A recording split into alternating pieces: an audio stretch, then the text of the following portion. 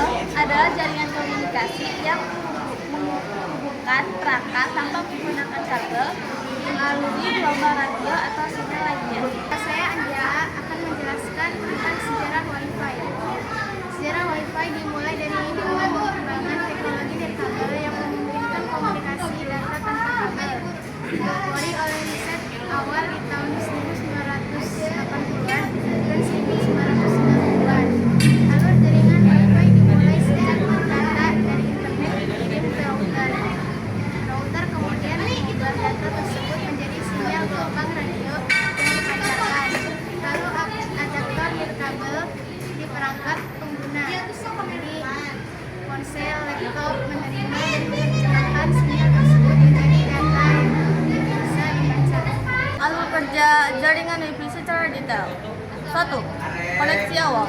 Internet data misalnya dari kabel internet masuk ke router seperti yang dijelaskan di Arablu Electronic dan ID Network. 2. Router sebagai penerjemah. Router bertindak sebagai penerjemah dan penerima decoder sinyal. Router mengubah data dari koneksi kabel menjadi sinyal gelombang radio yang bisa ditransmisikan. 3.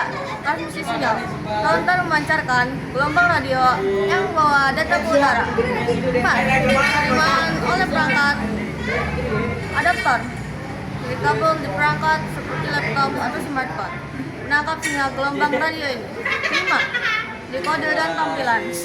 Adaptor di kabel menerjemahkan gelombang radio tersebut menjadi data yang dapat digunakan oleh perangkat Anda. 6. Proses dua arah. Ketika Anda mengirimkan data, misalnya saat mengunggah foto, alur ini bekerja secara terbalik. Data di perangkat dikonversi menjadi sinyal radio, dikirim ke router, lalu router mengirimkan ke internet melalui konversi kabelnya. Kekurangan dan kelebihan Wi-Fi. Kekurangan Wi-Fi: jangkauan terbatas, kerentanan terhadap gangguan sinyal dari perangkat lain, dan tembok resiko keamanan jika tidak dikonfigurasi dengan baik, dan ketergantungan pada listrik dan koneksi penyedia layanan internet.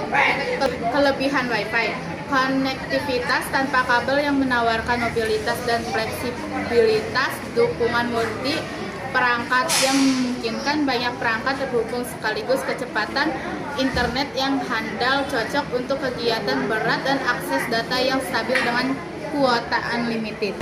Selanjutnya, kelebihan kabel: mudah dipasang tanpa kabel, dapat diakses dari mana saja dalam jangkauan sinyal. Yang ketiga, mobilitas tinggi, perangkat bisa berpindah tempat.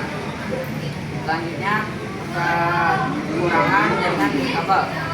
Yang pertama, kecepatan dan stabilitas lebih rendah dibanding kabel. Yang kedua, rentan terhadap gangguan sinyal. Yang ketiga, keamanan lebih mudah diserang jika tidak dilindungi dengan baik. Penjelasan tentang internet dari